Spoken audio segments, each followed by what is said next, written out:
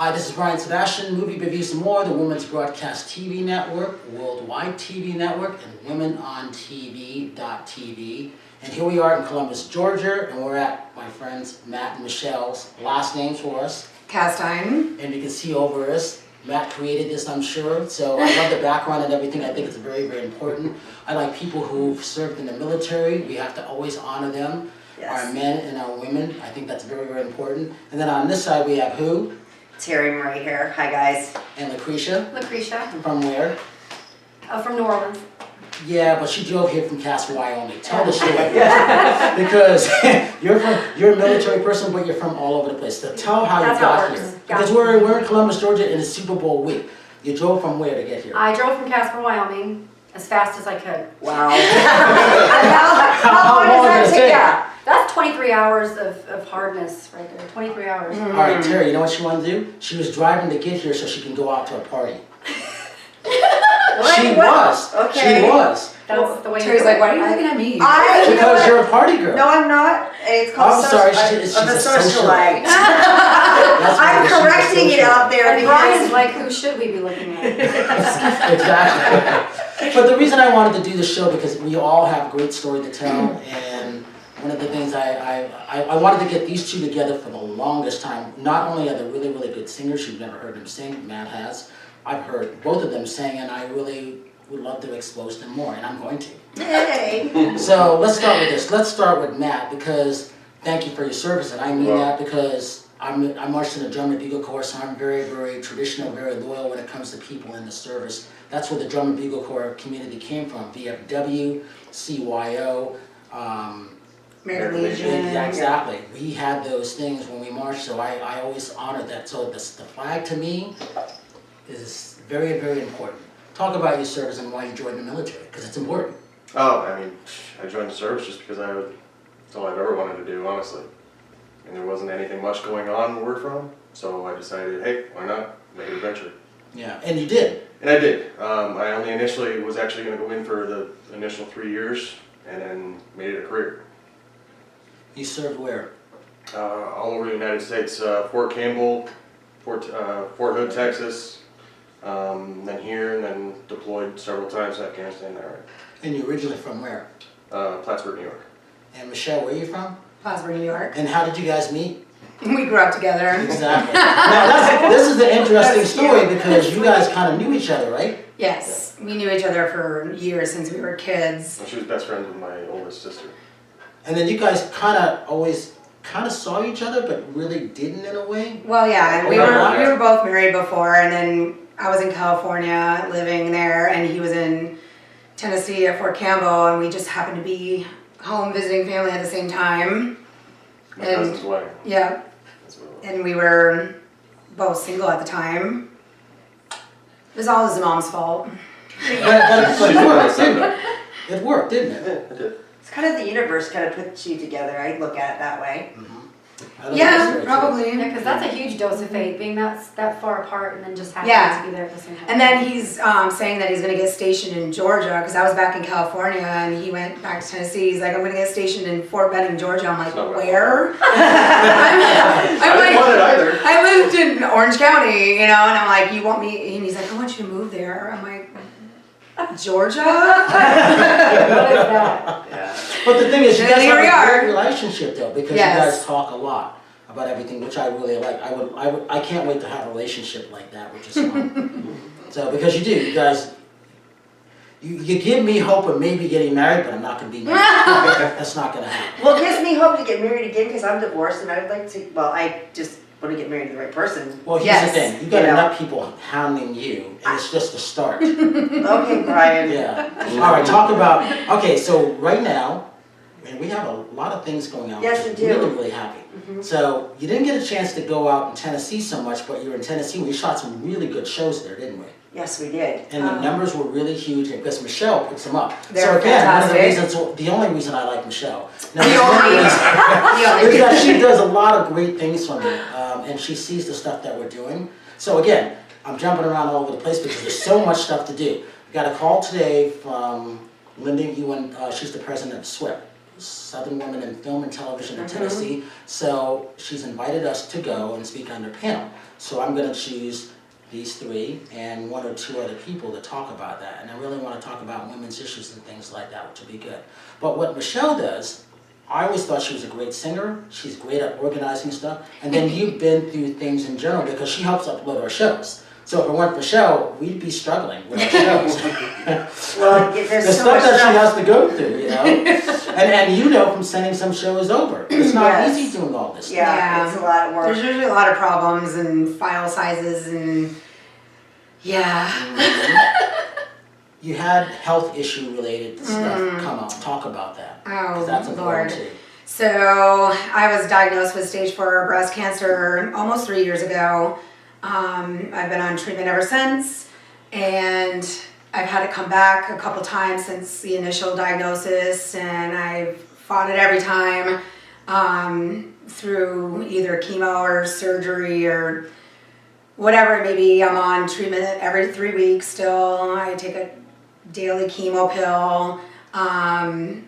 But I don't know, I just don't let that define me. I don't stop, I don't know, everybody's like, oh, I'm so sorry, but I don't even think about it like that. Like, it's just something else. And, you know, of course, initially you're devastated and you don't know what's gonna happen, and now I'm just roll with it. I just got diagnosed at very end of October with a brain tumor. It was the breast cancer that had spread to my brain, and I had to have a craniotomy.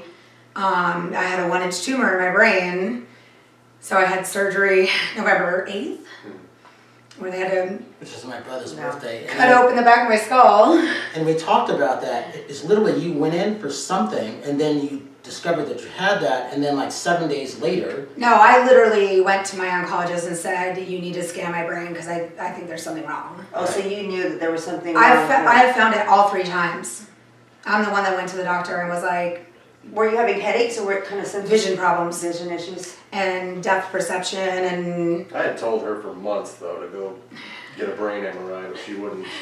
so yeah, you know, my oncologist was like, oh, we'll just scan you to put your mind at ease, and no, there it was. Oh, But wow. like, they like rushed everything, got me through surgery, and And your doctors were good, weren't they? oh yeah, fantastic. But I don't know, I had surgery and then I was just like, yeah, whatever, let's do this. What do we gotta do to get rid of it, you know? Well, it's gotten to the point where it's like a normal thing. Yeah, it is, honestly. And then what happened while you were under? Because something else happened to her. All right, so imagine this. You're going in for brain surgery. It's kind of coming up. Wow. I know it was less between 7 to 9 days. You are asleep.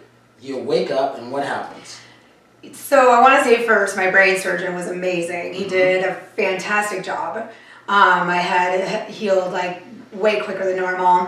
They got all the tumor, but I wake up out of anesthesia, and I do really well under anesthesia. I don't have any side effects or anything, but I wake up and all I remember is screaming, holding my eye, because it was like burning out of my skull, and you know, you're still kind of out of it, so I couldn't really vocalize what was wrong, and they had to end up going to get him. You told the nurse that, yeah, my husband's gonna be pissed. Oh, jeez. Yeah. Yes. Because like I don't have enough to deal with. Like, really, I need other problems. That was like one of the first words that came out of her mouth. Oh my god.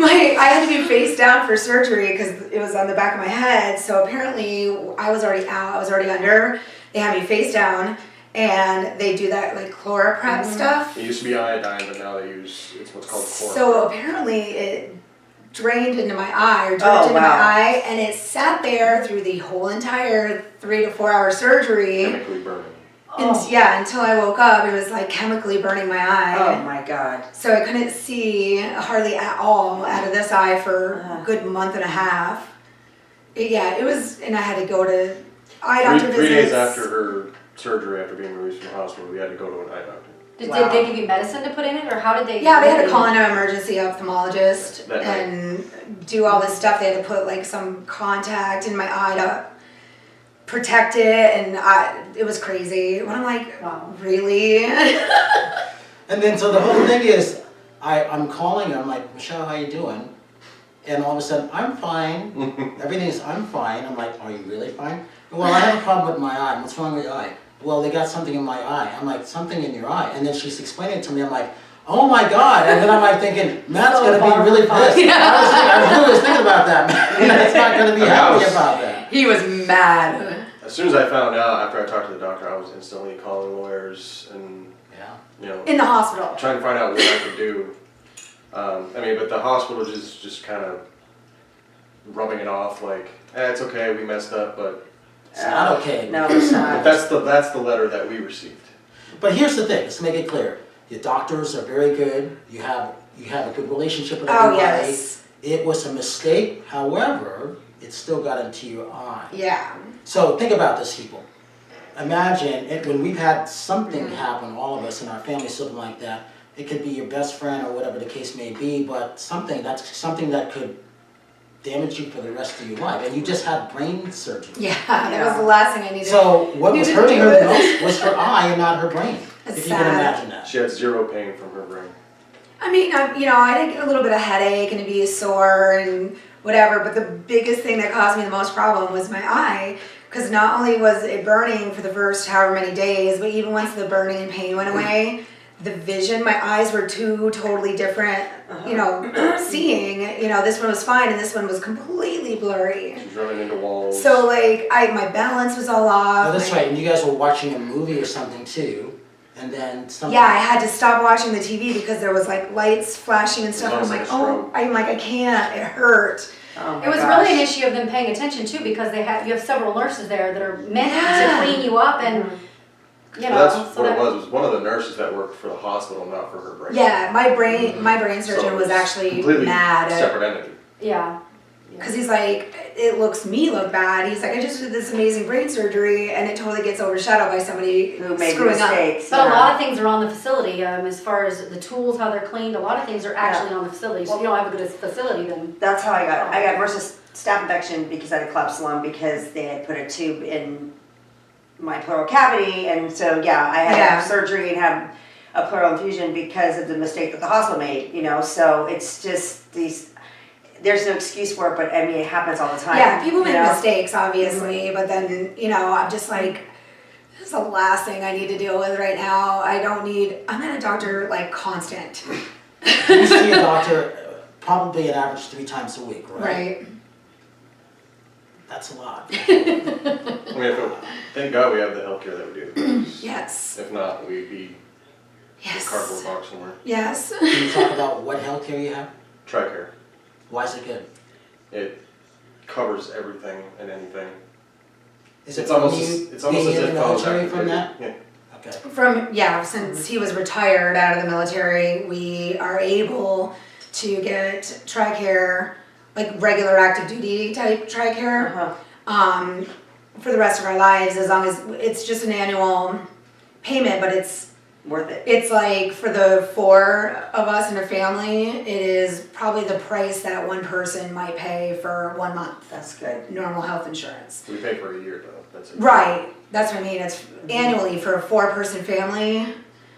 Thank God. I mean, we still have, some co-pays, especially all my doctors are specialists. I mean, So for her, it's every 3 weeks, about $32,000. that's for just treatment. for infusion. That's not even medications, the price of medications. Or doctors, Or or doctors. scans, or Yeah. it's kind of crazy. I You want to give the name of your brain surgeon? Dr. Nicholas Hempeck, at Southeast Southeast Brain and Brain and Spine Surgery. He was fantastic. My oncologist, Dr. Ahmed, and his nurse Kim at John B. Amos Cancer Center in Columbus, Georgia is amazing. And you have a good relationship with all of them? Yes, the infusion nurses at the cancer center, they're all awesome. It's even to the point where I'm Facebook friends with some of them because they love me. Yeah, see, I think that's great. I mean, that gives hope to a lot of people because everybody's having issues when it comes to medical things out there, which is not good. I mean, and then obviously, Lacrisha, you were in the Army for how long? 7.5 years. Talk about the stuff you went through. Where do I start? Well, the reason I joined the military in the first place was I had a really lonely childhood. I spent a lot of time on the streets, and really, I just wanted a family, and I wanted to do something that made me feel not worthless in life. And when I joined the military, it did that for me. I gained a family almost instantly. I was no longer alone. So, I mean, the camaraderie and the family portion of it, absolutely fantastic. But once you're transitioning from that life back into the regular world, It sucks. it's very hard, because then it is when it becomes lonely. You're separated from that family in a way. You know, you're distant somewhere else again and trying to do things by yourself and It's hard to get jobs. fighting. Yeah, it's hard to get jobs. It's hard to find the right doctors. It's hard to get all your ducks in a row before they release you, I guess. To say. I don't think they prepare They don't. people don't. enough. But that's what we were talking about the other day too, as far as people transitioning to the civilian world. You know, all those people that work for DA, you know, they've never actually been in the military. They think that they know everything. They think they know this, they know that. Well, no, you weren't there. You didn't go through that. I mean, it's like my CRSC pay. Yes. When I was transitioning out, the one lady that I went to, she had been there for 3 years. She really didn't know anything about it. She's like, oh, well, you don't qualify for this incentive, even though I have a Purple Heart, which is a completely... That's insanity. Yeah. So she It said, should no, be you don't automatic. qualify for CRSC pay, which is Qualify for everything. special compensation pay. That's I $900 don't a think- month added on. They So told me one the same. thing is when you serve in the military is that you don't qualify, that makes absolutely no No, it sense. doesn't. Yeah, right. That just, Well, a year and a half later, I went to the DAV, which is a completely non-funded entity that it's all retired first sergeants, sergeant majors, you know, master sergeants that came together and said, we're going to help veterans get the compensation that they deserve, because they know when you're going through that transition, you're not getting everything. And that's why it kills me, because I would love to be an advocate on post for people that are transitioning to military. I was going to say that's another thing. I don't know if you know anything about the WTB. Oh yeah. Of course. Right, well, I went through that program, and a lot of it for me, it was difficult, and for a lot of other soldiers, we had a lot of suicides, we had a lot of guys getting thrown back out there without being prepared, and I realized a lot of the problem was those folks that they had watching over the WTB itself, like the sergeants they had in charge and things like that, a lot of them were guys that had never deployed, they hadn't experienced any of that stuff, so they weren't understanding what these soldiers were going through, being all the way across post and being drugged up for the first time, and you're supposed to make it all the way across post to formation at 7 a.m. in the morning. And then when you don't, they kick you out of the program. That, to me, that's kind of insane. If they had people like you know, or like people that had already retired out, who had been through that, who had had the injuries, helping these people, it would be a better for those program. jobs, you need a master's or above Right. to qualify for those jobs, which to me it's bullshit. Yeah. I mean, Yeah. somebody that has worked in there for 20 years but still has never even served one day of active duty, I'm going to tell them to go. Yeah. You know, and he will. you know, but That's pretty much what happens, yeah. And then, of course, you do that, you're out of the program. And then you have a lot of soldiers, they find out, you know, they're a month away from transitioning, and they kick them out of the program, and the next morning, you know, they're gone. And it's just sad. for me, it was, like, you know, like I was getting back to that CRSC. A year and a half later, when I went to the DAV, I submitted one form to the VA. I maybe filled out 3 lines, signed it, and faxed it out. 3 weeks later, I got a lump sum check of like over $17,000 back pay. Maybe that's what I need to do, because they denied me for the, You should. yeah. I didn't think about actually going down in person. Go to That's the best way to do it. DAV and they'll put you in the right direction. Talk about where you served. Iraq and Afghanistan. What were you? I was a gunner. Initially, I was a heavy equipment engineer, but I didn't do that since my training days, because every time we left, I would volunteer to go with the infantry, because I really like the infantry guys. They have a dirty mouth like me. I love it. They don't mind peeing in a bottle, so we're cool. But I always volunteered to go with them, and then there would be like a few girls here and there, and they'd go to put them in the office, and I'm like, listen, If you put me in the office, it's going to be a really short trip. I'm not going to sit. I can do that at home. You can do something. Right. I can do that at home, and I loved it. I miss it. So what happened to you when you were in Afghanistan? It was a bomb, and it was a rollover. I survived. One of our guys did not, and it's difficult to talk about it still. It's a really touchy issue. But I'm here, so that's the good thing. And what did you call your gun? My bitch. What was the gun you had? What was it? A 52 Bravo. Was it 50? I don't remember. I have a picture of it, but I don't remember. I even took her in the shower with me. I can't remember what it was. 42 Bravo. I can't remember. Gosh. Yeah, I can't remember much these days. I have a lot of issues with the brain injuries. It's better now. I've been taking like the memory courses through the VA and stuff. It got to a point where I actually forgot my name one day, and I got really scared, and I was lost in the middle of town. Oh no. And yeah, and I got really frightened, and I finally, searching through my phone, found a phone number and called someone that could come get me. And then I spent a few weeks, and they have been working with my memory ever since then. So, The fun thing about you is that you also are a great singer, but also you would never know that you would have that injury inside because we've talked for many years about all of this stuff. yeah, and my kids still find it pretty amazing. Every night I sing them a song before bed, and I'm really famous there. I'm like the lead lady every night, and then also they ask me they ask me to tell stories about the military, and I try to keep it light. I try to keep it happy, because I don't have much family, so they don't have much family. So I try to keep it kind of in that area. And you're a good mom, and your kids mean a lot to you. Yeah, they're a mess, but I freaking love them. How old are your kids? I have an 18-year-old who just called me in the middle of the night telling me I'm going to be a grandma. I have so he's in a lot of trouble. I have a 7-year-old, a 6-year-old, and a 4-year-old little girl. All boys except for her, and she's me in this much. Oh my. She's a hot mess. Yes, she pretty much runs Good luck the with show. that. Yeah, it's okay because I'm just going to go on a cruise when she's around 10, and I'm going to come back when she's 18. So. That's a good idea. Good game plan. Daddy can handle her. It's okay. When you started singing, when did you know you had a voice, and when did you audition?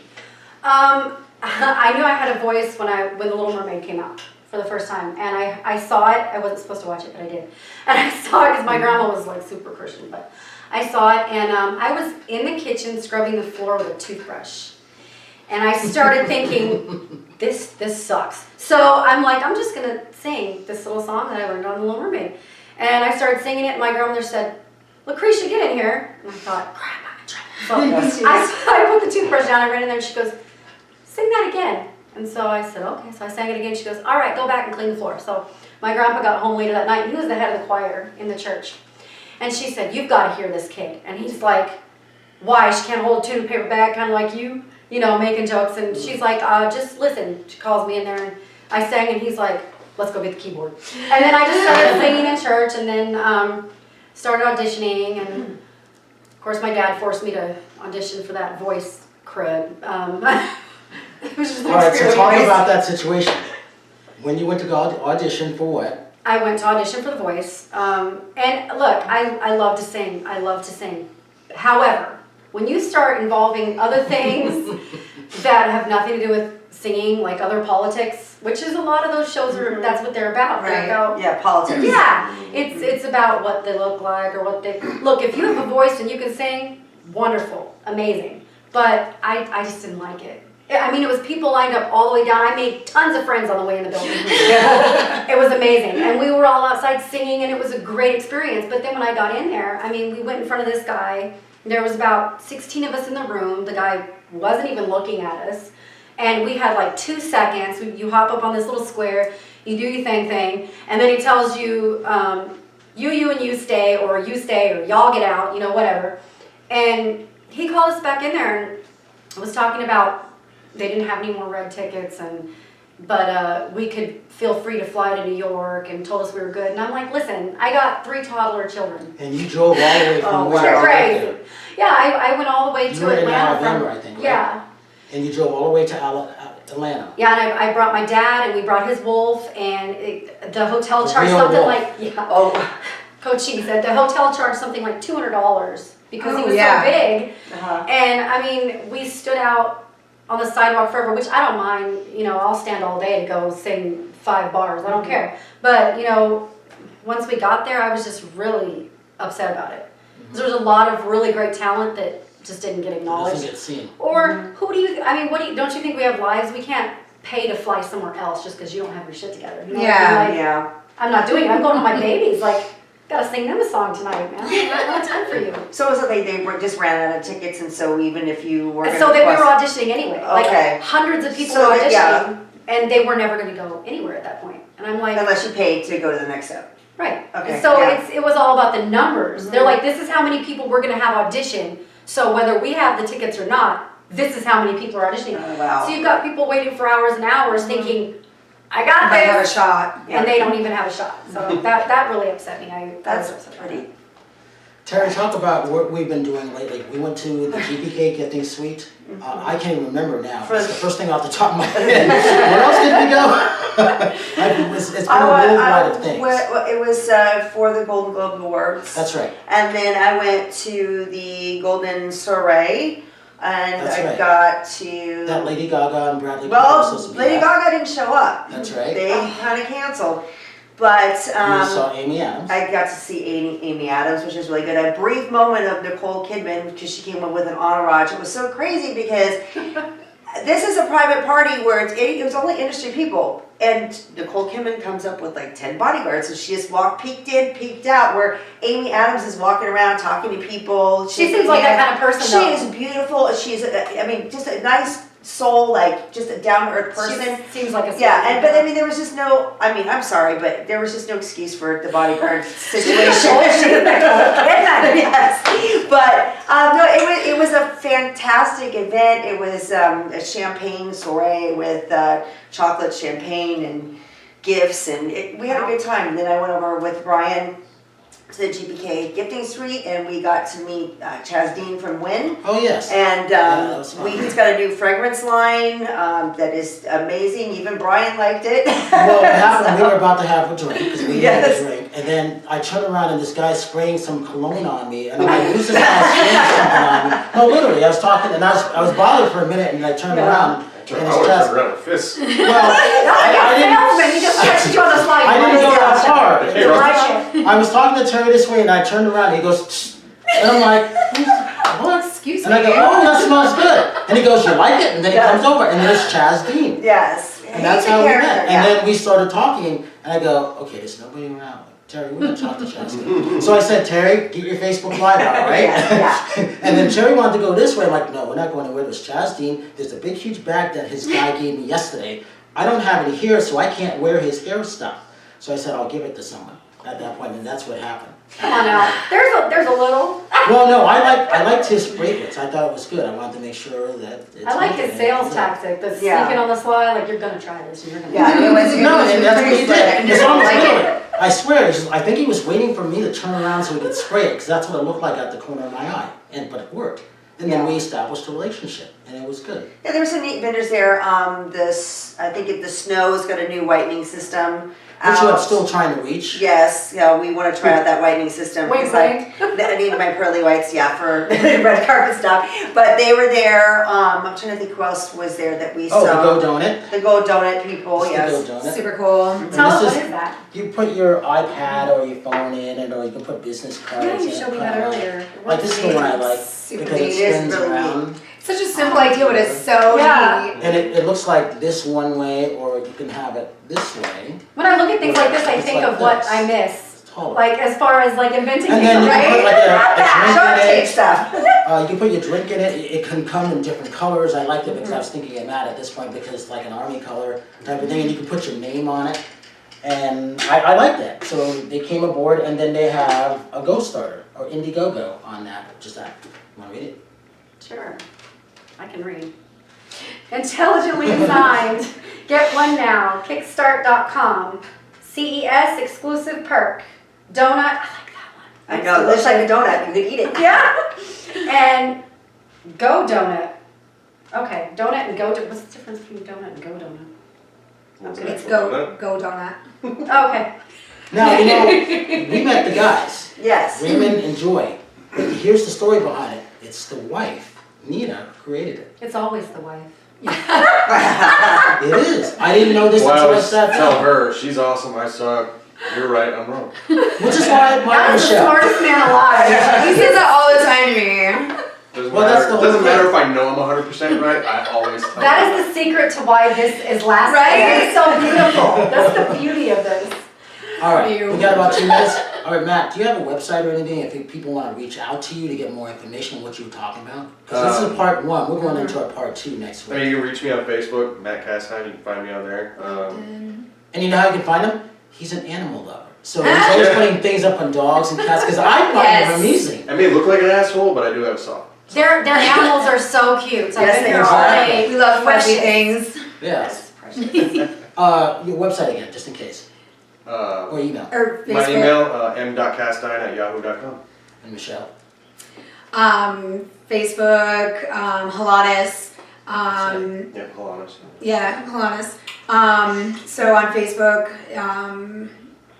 I don't even know what my Facebook is, to be honest, but Michelle Castine, and Halanis, it's Michelle Cara, which is MISHELLKARA.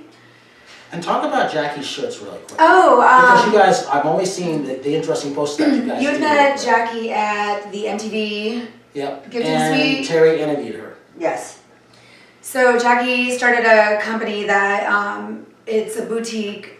They have all different kinds of clothes, a lot of t-shirts, graphic tees, boutique style clothing, and their whole platform is they offer the opportunity to start your own boutique. So when Brian met Jackie and her team, he's like, reach out to them and send her some information. And so her and I started talking, and I was like, this is really cool, and I love her stuff. And I was like, I want just about everything that she has. Yes. So I was like, it can't hurt. I'll just, start my own boutique through J. Elizabeth. So I did. And I've been doing that since last summer. And this is online. Yeah, it's an online boutique. I don't have to carry any product. That's pretty We cool. get so much Nice. input on what is being carried, designs, colors. But the whole J. Elizabeth company, their mission is to help infertile women or women having problems getting pregnant, because Jackie herself is infertile, so that's her, a big passion of hers. So she started the J. Elizabeth Foundation that will help those women, maybe even possibly help women with adoption or fertility treatments, or Oh, that's amazing. Yeah, so- that stuff's expensive. there is It a link is. on the website to the J. Elizabeth Foundation, so people can donate, or were you gonna say something? But anyway, yes, my on Facebook it's On Point Trends /mcastine, but you can also look up J. Elizabeth website, jelizabethboutique.com. Terry. Terri Marie nonstop on all platforms, Twitter, Facebook, Instagram. There you go. Lacrisha. Mine is Bid You Adieu, and that's my face. I had to ask her what that meant the other day. Continue. Bye. No, that's on Facebook. You can contact me anytime. I'm retired, stay-at-home mommy, so I'm there. And I'm Brian Sebastian. This is Movie Reviews and More, the Women on TV.tv, worldwide TV network. We will see you next week, and this is a fun show. So stay tuned next week because we have a part 2. We're not done yet.